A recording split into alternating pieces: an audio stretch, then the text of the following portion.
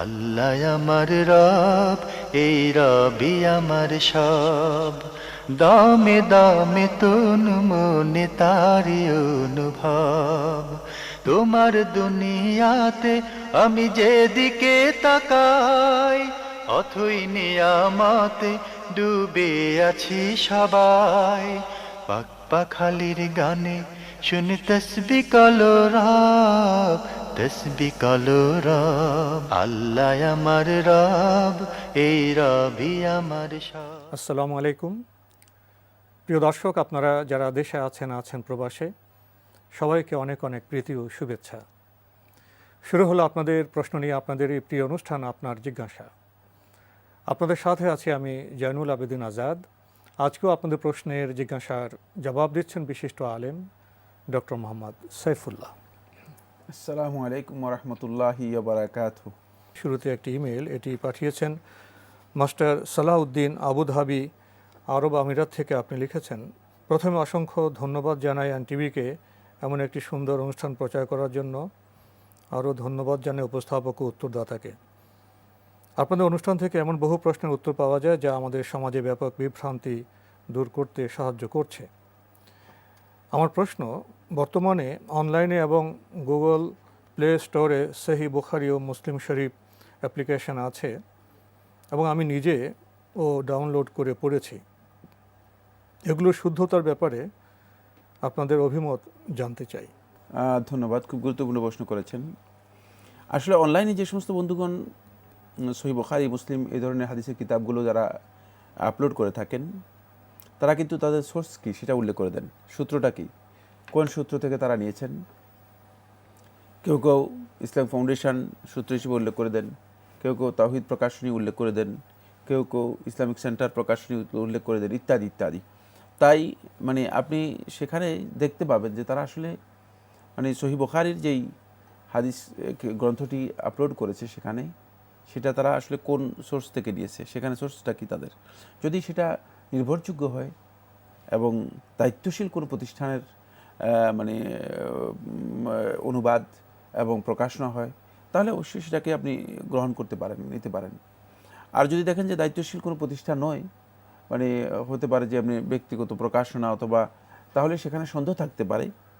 যদি সন্দেহ থাকে সেক্ষেত্রে আপনাকে অবশ্যই তাহকিক করতে হবে, আপনাকে ভালো করে মানে তাহকিক করতে হবে। অনুবাদে ছাপায় অনেক সময় অনেক ভুল হয়ে যায়। এখানে তাহকিক বলতে যেটা আমি বোঝাচ্ছি সেটা হলো এই, আসলে অনেক ক্ষেত্রে দেখা যায় যে হাদিস কিছু বাদ দিয়ে দিয়েছে, এরকম ঘটনাও মানে বিভিন্ন সময় আমাদের কাছে লোকেরা বলে যে সহিহ বুখারী উল্লেখ করেছে কিন্তু সহিহ বুখারী হাদিস বাদ দিয়ে দিয়েছে, এই ধরনের ঘটনাও। কারণ আজকাল মানুষের মধ্যে বিভিন্ন ধরনের জালিয়াতির দিকটি মানুষের কাছে সবচেয়ে বেশি, মানে নৈতিকতার যেখানে অবক্ষয় দেখা দিচ্ছে সেখানে কিন্তু বিবেচনা হারিয়ে যাচ্ছে। দায়িত্বশীল প্রতিষ্ঠানগুলো সে কাজটি করবে না।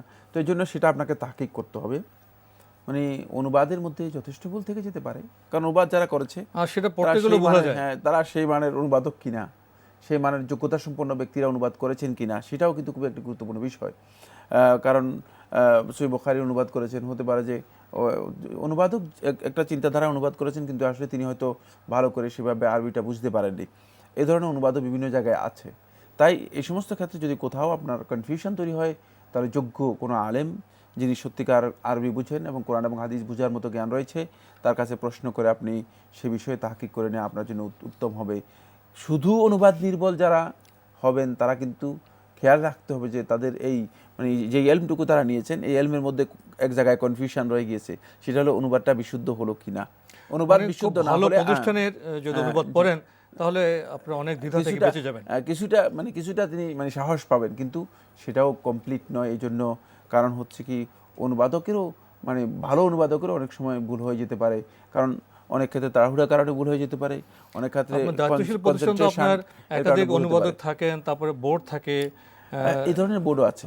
মানে যদি যারা বোর্ডের মাধ্যমে করেছেন সেক্ষেত্রে অনেকটা আমরা লক্ষ্য করেছি যে বিশুদ্ধতার বিষয়টি অনেকটা নিশ্চিত করা হয়ে থাকে। প্রিয় দর্শক, এবার আমাদের হাতে একটি চিঠি, এটি পাঠিয়েছেন মোহাম্মদ সোহেল, কিশোরগঞ্জ থেকে। আপনি লিখেছেন, আমি একবার নিয়ত করি আমার এই আশা পূর্ণ হলে 10 মণ ধান অথবা এর সমমূল্য টাকা আল্লাহর পথে দান করে দেব। এখন আল্লাহর পথ বলতে আমি কোন কোন ক্ষেত্রে দান করব বা করতে পারবো, দয়া করে বুঝিয়ে দেবেন। হ্যাঁ ভাই, খুব সুন্দর প্রশ্ন করেছেন। আল্লাহর পথ তালাশ করছেন কিন্তু খুঁজে পাচ্ছেন না। আল্লাহর পথ আল্লাহ রাব্বুল আলামিন জানিয়ে দিয়েছেন, সেটা হচ্ছে আল ফুকারা ওয়াল মাসাকিন, ফকির এবং মিসকিনদেরকে আপনি দান করবেন। এটা হচ্ছে লিল্লাহ বা আল্লাহর পথ, এটা হচ্ছে সাবিলিল্লাহ। যখন আপনি এই ধরনের নিয়ত করবেন তখন এটি একমাত্র আল্লাহর পথ হিসেবে নির্দিষ্ট হবে। সেটা হলো ফকির এবং মিসকিন যারা আছে তাদেরকে আপনি এই দান অথবা যেই মান্যত করেছেন সেই মান্যতটি আপনি তাদেরকে দেবেন। এটি মান্যতের জন্য এই বিধান। কিন্তু আল্লাহ রাব্বুল আলামিনের পথ আরো ব্যাপক। আল্লাহ রাব্বুল আলামিনের মানতের কথা বলেননি, উনি নিয়ত করেছেন।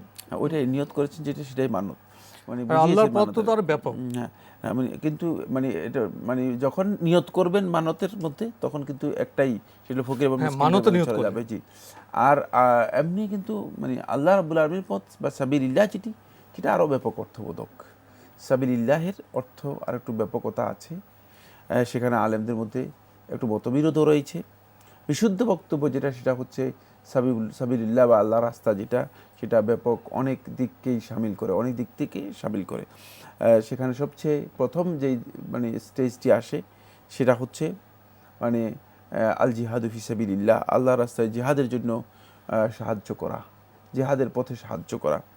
আর সবচেয়ে সর্বশেষ স্টেজ যেটা, সেটা হলো আল্লাহ রাস্তায় জনস্বার্থে কল্যাণমূলক যে কাজগুলো আছে সে কাজগুলোকে আদায় করা।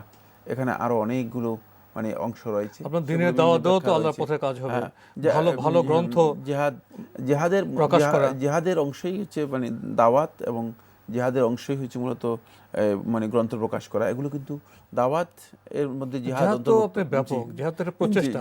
অনেকে জিহাদ বলতে মনে করে সশস্ত্র যুদ্ধ, এটা তো চূড়ান্ত পর্যায়ে না। জিহাদের মানে প্রথমেই শুরু হয়েছে দাওয়াত দিয়ে। সুতরাং দাওয়াত যেখানে থাকবে না সেটাকে জিহাদ বলা হবে না। এই কারণে যারা মানে শুধু জিহাদ শুরু করে দিয়েছে দাওয়াত ছাড়া, বুঝতে হবে যে তাদের এই জিহাদের মধ্যে ভুল আছে। জ্ঞান অর্জনও তো একটা জিহাদ। জি, যারা জ্ঞান অর্জন ছাড়া, জ্ঞানের চর্চা ছাড়া সকল জিহাদে নেমে যাবে, তাদের তো না, তারা বিভ্রান্ত হবে। এবং সেটাই মূলত বিভ্রান্ত আমরা দেখতে পাচ্ছি। যারা আজকে জ্ঞান না নিয়েই নিজেকে জ্ঞানী মনে করে জিহাদে অবতীর্ণ হচ্ছেন, মানে নিজেদের তৈরি করা জিহাদে তারা ভুল করছেন। মূলত কেন ভুল করছেন? যেহেতু এটা আসলে জিহাদ না। কারণ জিহাদের শুরু হচ্ছে দাওয়াতের মাধ্যমে। দাওয়াতি কাজও করলেন না, দাওয়াতের সাথে সম্পৃক্ত হলেন না, পথ অবশ্যই নবী সাল্লাল্লাহু আলাইহি ওয়াসাল্লাম দেখানো পথ। জি।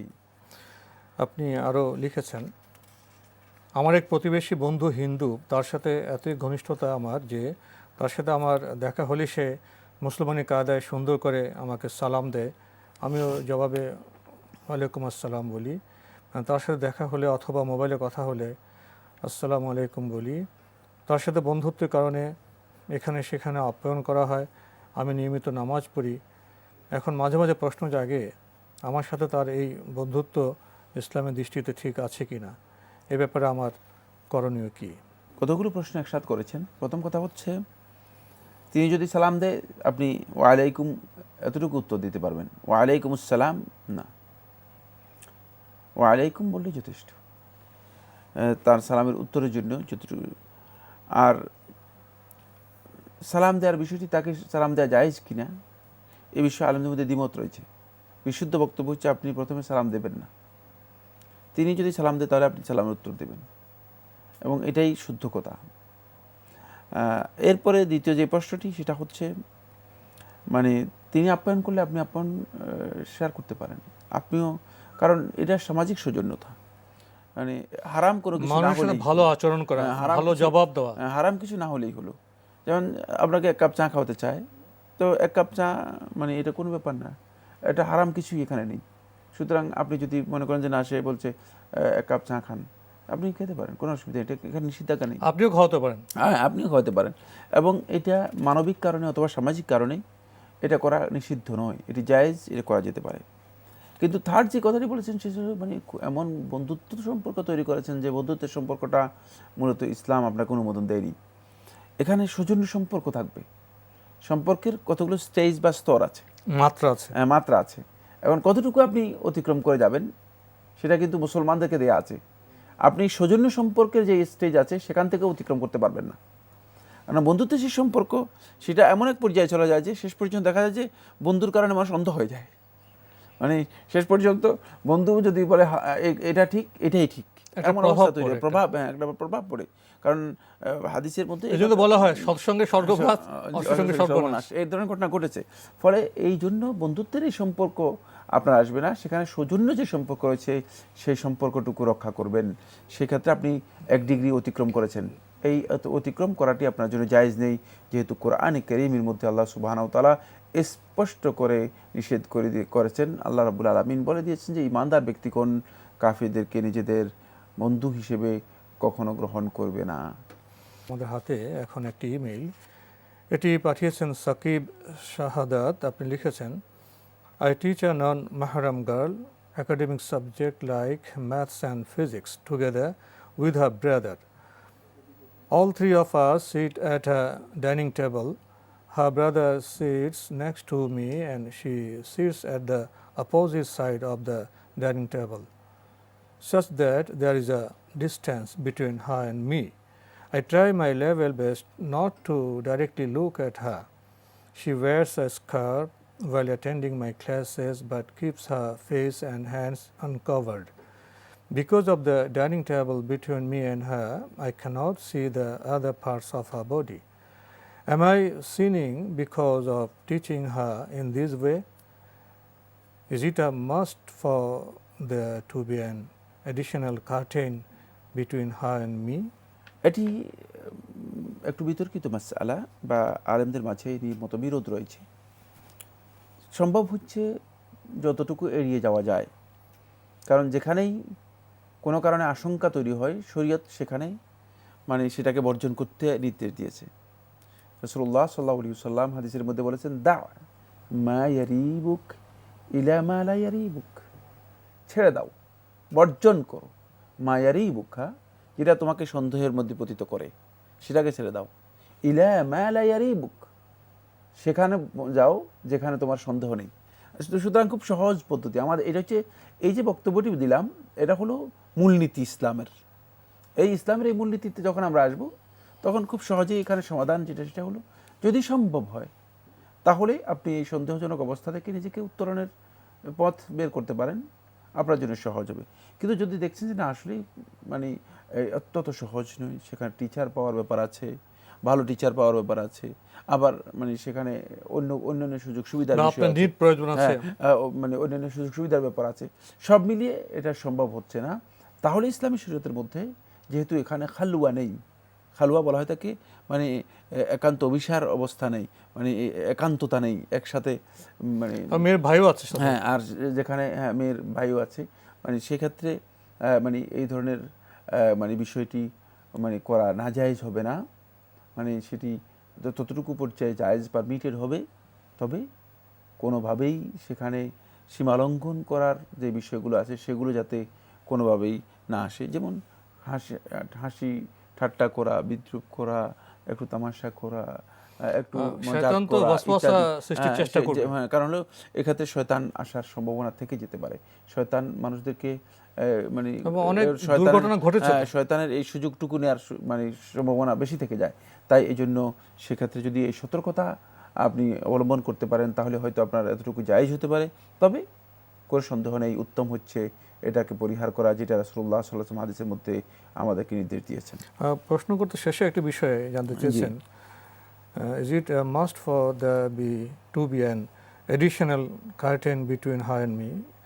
ছাত্রী এবং শিক্ষকের মধ্যে একটা পর্দা, অতিরিক্ত পর্দা দেওয়াটা কি এখানে মাস্ট হবে? না, এটা এই অতিরিক্ত পর্দা দেওয়ার মানে এটা বাধ্যতামূলক বিষয় না, কিন্তু যদি কেউ মনে করে যে না আমরা মানে সতর্কতার জন্য মানে একটা অতিরিক্ত পর্দা দিলাম, তাও দিতে পারেন, কিন্তু এটা বাধ্যতামূলক বিষয় না, এবং এটা অনেক ক্ষেত্রে এডুকেশনের জন্য মানে অন্তরায় তৈরি করে, প্রতিবন্ধক হতে পারে। কারণ আপনি হয়তো একটা মানে অঙ্ক বোঝাচ্ছেন, ঠিক না, তাহলে সেটা বোঝাতে গেলে তাহলে আবার সেখানে মানে অন্য কোনো স্ক্রিন ব্যবহার করতে হবে। ফলে এই পর্দা যখন আসবে তখন সেখানে একটু মানে কিছু প্রতিবন্ধকতা এডুকেশনের জন্য হতে পারে, এটা বাধ্যতামূলক নয়, কিন্তু যদি কেউ মনে করেন যে না আমরা দিতে চাই তাহলে তার জন্য দেয়া জায়েজ না জায়েজ। আর এখানে ভাই আমাদের স্মরণ রাখতে হবে পর্দা বলতে শুধু চোখের পর্দা নয়, মনের পর্দাও ইম্পর্টেন্ট, সবকিছু আমাদের মেইনটেইন করতে হবে, পর্দার সকল দিক মানে বুঝতে হবে। জি, আর একটি ইমেল, এটি পাঠিয়েছেন সাইমা স্মার্ট, লিখেছেন, আমরা যখন ভ্রমণ করতে 4-5 দিনের জন্য কক্সবাজার যাই, তখন কি কাসর নামাজ আদায় করব? হ্যাঁ, যদি আপনি ভ্রমণ করতে যান আর সেটা যদি বৈধ হয় তাহলে আপনি অবশ্যই সালাত কসর করবেন। 4-5 দিনের জন্য গেলেও আপনি কসর করবেন, যেহেতু আপনি মুসাফির সফর অবস্থায় রয়েছেন।